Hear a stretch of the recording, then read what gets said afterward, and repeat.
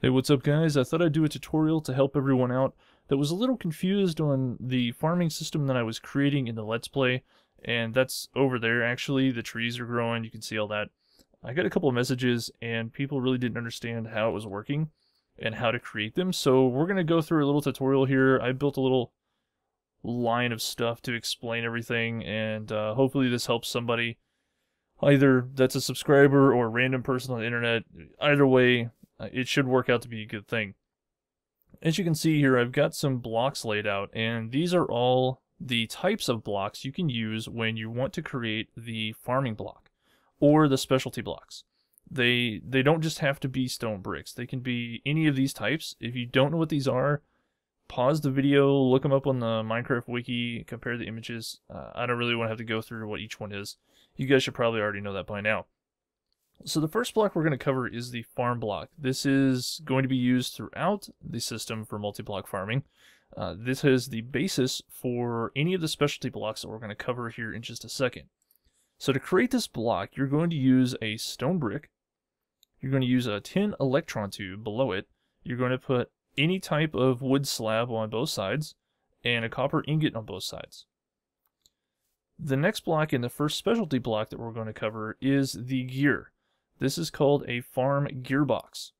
To create this, you're going to use the block that we just created, which was the farm block, and you're going to put some 10 gears below it. You're going to need a total of 3, and it would start raining as soon as I try to do a tutorial. We're going to turn that rain off, and we're going to move on to the next block. So the next block is the farm hatch. To create the farm hatch, like I said before, you're going to need a lot of these farm blocks. So you're going to take that farm block, and you're going to put a trapdoor below it. Then you're going to put 10 gears on both sides. So you're going to need 2 tin gears, a trapdoor, and the initial farm block that you created from before. The next block we're going to cover is the valve. This is a farm valve. This farm valve uses a farm block just like all the others, a 10 gear below it, and glass on both sides. The final block is the farm control block. To create that farm control block, you're going to use a farm block, just like all the others, a golden electron tube below it, and 2 redstone, 1 on each side. Now let's go back and cover what these actually do, okay? As you know, I already told you the farm block is used to just create your structures, and it's essential when you want to create a multi-block farm. It's used throughout. The farm gearbox is what you use to power your multi-block farm. This block you put into the structure, and it takes an input from Buildcraft power to power the farm. So using conductive pipe from Buildcraft, it needs to use Minecraft joules, not megajoules, but Minecraft joules to power it. And we're going to cover each one of these here in just a little bit, so you know exactly what we're talking about. The farm hatch is used specifically to input or output items. So whenever you're working with a farming setup and it's harvesting something such as trees or apples, it will output the wood blocks and it will output the apples. And it will also take an intake as well. So you can feed it fertilizer, you could feed it dirt blocks, you could feed it saplings or germlings, whatever it is you're using for the farm. Instead of having to manually put the items in, you can pipe them in automatically to make it a lot more efficient. The third item which we covered was the farm valve. Now the farm valve is used specifically for water intake. You can use this instead of putting bucket after bucket after bucket into the farm. You can pipe in through Buildcraft pipes water from a tank or a water collection tank, something like that, wherever you want to have the source from, and it will automatically fill up the water tank within the farming machine. The final block that we did cover was the farm control block. Now the farm control block is specific to managing what part of the farm is active and what part of the farm is turned off. You can also turn the whole farm off or turn the whole farm on. Now like I said, we're going to cover each one of these a little bit later. This is just a general overview of how to create them and a basic idea of what they do. The next thing we're going to cover, and I am in creative so I can fly around and give you a better idea of how these things look, is the structure. What sizes are available to create these farms and how to create them. So the first one we're going to go over is the initial size, which is a 3 by 3 by 4. Now what I mean by that is it's 3 blocks by 3 blocks, and it's 4 blocks high. It always has to be 4 blocks high. The only changes that happen are its width or depth, whichever way you want to put it. There's just adds things onto the side. It never gets taller or shorter. When you know that you've made one complete, you will see this band wrap around the structure, and it'll allow you to click on it, and it'll bring up the GUI. Now we'll go over the GUI here in just a little bit, but that's a little bit later. We want to see what kind of structures we can actually make with this. On the 3x3x4, and we don't really have to say 4 anymore, we'll say 3x3, the radius for this one is 4. And what I mean by that is it goes out on each side 4 blocks. So you have 1, 2, 3, 4. When it gets to 4, it will plant and harvest that many blocks out on each facing side. So it's a pretty decent sized farm, but it's not, you know, something really, really massive. There are ones that are a lot larger. So the radius for this one is 4. The next size we're going to look at is a 3x4. All we do is just add another row of bricks. And I didn't complete all these because I didn't want huge structures being an eyesore compared to this one. You guys already know what this looks like, so we're just going to go from here. The 3x4x4 adds one more to the radius. And so this has a radius of 5. So like I said over here, it's going to go out 4 blocks. This one's going to go out 1, 2, 3, 4, and 5. So you get an extra row to harvest and farm on each one of these faces. The next one we're going to cover is the 4x4x4. This one still has a radius of 5 because nothing really changed as far as the face size, the maximum face size. As you can see over here, the radius was 5, right? When we went from 3 to 4. Well, this one's a radius of 4 because we're at 3, 3. So anytime the radius changes is only based on the maximum side that you have. So this one increased because we increased one of the sides. This one's the same because none of the sides increased. They all just stayed the same. The next one we're going to cover is the 3x5x4. This is a radius of 6. Well, just like the other one, it has a radius of 6 because we added 1 to the 4 and we got 5. So instead of 4 faces on this side, we now have 5.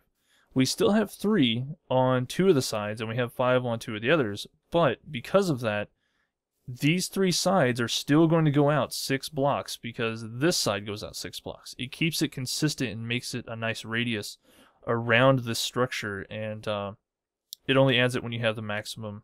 It adds 1 for each maximum size. The last size is a 5x5x4 with a radius of 6, just like this one had the maximum face size of 5. This is the largest one currently. I don't know if they're going to increase it to a 9x9 or something really, really crazy, but when you go out 6 blocks, this many blocks wide on each face, that is a whole lot of crops to harvest and work with. I don't work with 5x5s. I only work with 3x3x4s right now. We may make some of these later on, but for right now, this is kind of out of the scope of what I want to harvest. It's way too much material. And those are the sizes, guys. The next thing we're going to cover is how to actually create your platforms. Now, platforms go hand in hand with creating your structure. You can create your farm structure, and that's fine, and you get your GUI, but when it wants to plant and put down the blocks, this is hummus, for example, and it wants to plant on top of the hummus, it needs a platform to put the block on top of. You can't just make it put things in the air. It doesn't work that way. So the options you have, as you can see here, 1, 2, 3, 4. This is the start of the block, and as you can see, there's nothing under that. There's no farm down there. I used wool as an example. You go out 4 blocks, and you can start below the farm. It will recognize this as a platform. You just can't use wool. You have to use one of the block types I showed over there, preferably stone brick to make it consistent. It will recognize this as a platform, and it will plant the blocks, like I showed here as an example, on top of it. Now, what you can do, and we will go to, let's grab some wool really quick, just as an example.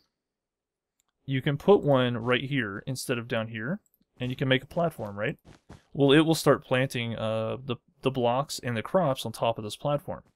The only time that it doesn't work is above the structure. So it works here. It will work here, so you can place a platform across this way. It will work here, and it will work here. Once you go above the structure, it doesn't recognize that there's a platform for it to use. Let me get rid of these blocks. It doesn't recognize there's a platform for it to use, so it doesn't even work. It doesn't see that there's a platform touching it at all. So you can't put one above the structure, but you can put one below it, since it does recognize that there is a spot for it to put a crop. So we could put a crop here and work just fine.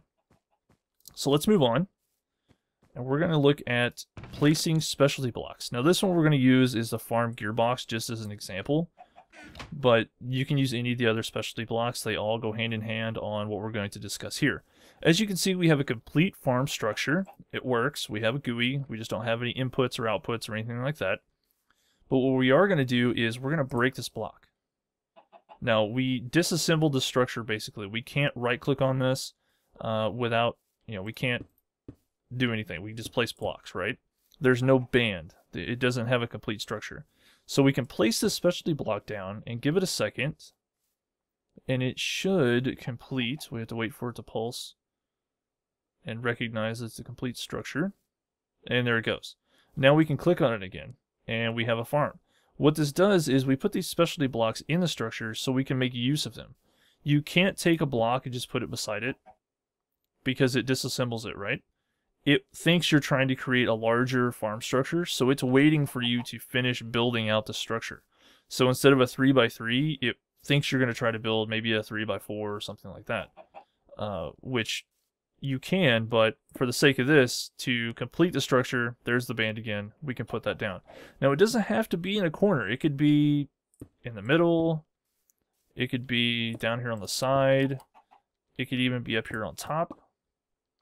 And each time, it will finish creating the band around here and let you know that you can use it. Now, obviously, this is a horrible idea because we have inputs for power at like 4 different locations. That's probably not the best and efficient way to make use of this structure. But as an example, it just goes to show you can place these things pretty much anywhere aside from, obviously, inside the structure, the center block, it probably won't work. So we're going to put that back. And so far we've covered how to create the blocks, we've covered the structures that are available, we've covered where to put your platform, and we've covered how to put specialty blocks in the structure properly. The last thing we're going to cover in this basic part of the tutorial is how to actually use the GUI and what it does. Now, as you can see up here, we did power this earlier. I ran some power from my power station and some water. And this thing is going, it put some water down, so on and so forth, and we'll go over that in just a second. Let me get rid of this block here. It's driving me crazy. We'll keep the wool.